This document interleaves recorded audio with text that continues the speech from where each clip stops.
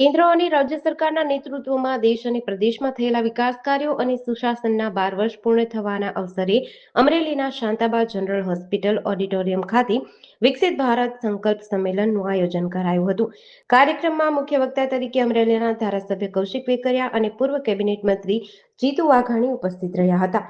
તેમની સાથે સાંસદ ભરતભાઈ સુતરિયા, વિવિધ ધારાસભ્યો, જિલ્લા અને નગરપાલિકાના પદાધિકારીઓ તેમજ મોટી સંખ્યામાં કાર્યકર્તાઓ હાજર રહ્યા હતા। કાર્યક્રમની શરૂઆત દીપ પ્રાગટ્યથી કરવામાં આવી હતી। ત્યારબાદ વિવિધ ક્ષેત્રના અગ્રણીઓનું સન્માન કરાયું હતું। રમતગમત ક્ષેત્રે દેશનું નામ રોશન કરનારા પ્રતિભાશાળી રમતવીરો અને દીકરીઓને વિશેષ ટ્રોફી આપી સન્માનિત કર્યા હતા। કાર્યક્રમ દરમિયાન કૌશિક વેકરિયાએ પોતાના સંબોધનમાં નરેન્દ્રભાઈ મોદીના શાસનકાળના વિકાસ કાર્યો પર પ્રકાશ પાડતા કહ્યું કે આજે દેશ મજબૂતાઈથી આગળ વધી રહ્યો છે અને વિકાસની ગતિ સતત વધી રહી છે। ત્યારબાદ જીતુભાઈ વાઘાણીએ અમરેલી જિલ્લાના વિકાસ કાર્યોનો ઉલ્લેખ કરતા બ્રોડગેજ રેલવે લાઇનને મળેલી મંજૂરી તેમજ ખેડૂતો માટે જાહેર કરાયેલા ₹10,000 કરોડના રાહત પેકેજને ઐતિહાસિક નિર્ણય ગણાવ્યો હતો। કાર્યક્રમના અંતે ચેતનભાઈ સોનીએ ઉપસ્થિત સર્વે મહાનુભાવો, રમતવીરો અને પ્રજાજનોનો આભાર વ્યક્ત કર્યો હતો।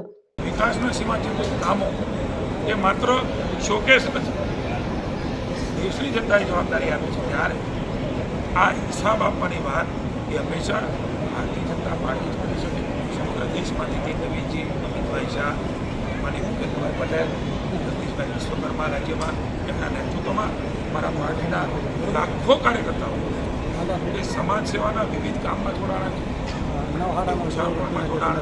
સ્વચ્છતા અભિયાનમાં જોડાણા, અલગ અલગ સેવા સેતુમાં, સેવા કેમ્પમાં, તમામ રીતે જનતાને આ કોઈ ઉજવણી સેલિબ્રેશન નહીં પણ પ્રજાને વધારે સુખાકારી કેવી રીતે આપી શકાય એ પ્રકારના અભિગમ સાથે રાજ્યના ભારતીય જનતા પાર્ટીના સૌ કાર્યકર્તાઓ, જગદીશભાઈ વિશ્વકર્માના નેતૃત્વમાં સમગ્ર સરકાર, મંત્રીશ્રીઓ, ધારાસભ્યશ્રીઓ, સંસદ સભ્યશ્રીઓ, સ્થાનિક સ્વરાજ્ય સંસ્થાના સૌ પ્રતિનિધિશ્રીઓ, માનનીય મુખ્યમંત્રી ભૂપેન્દ્રભાઈના નેતૃત્વની અંદર આવી અનેકવિધ કામો કે લોકો સુધી આ 12 વર્ષની સેલિબ્રેશનના બદલે લોક ઉપયોગી કાર્યો, લોકકલ્યાણના કાર્યો, ગરીબ કલ્યાણના કાર્યો, આ જાગૃતિનું કામ એ પણ કરીએ અને સેવાનું કામ કરીએ છીએ। ત્યારે મને આનંદ છે આ સફળતાના આ વિશ્વાસ, વિકાસ અને જનકલ્યાણના 12 વર્ષ એ આગામી સમયમાં આપણા ભારતને વિશ્વગુરુના સ્થાને બેસાડશે।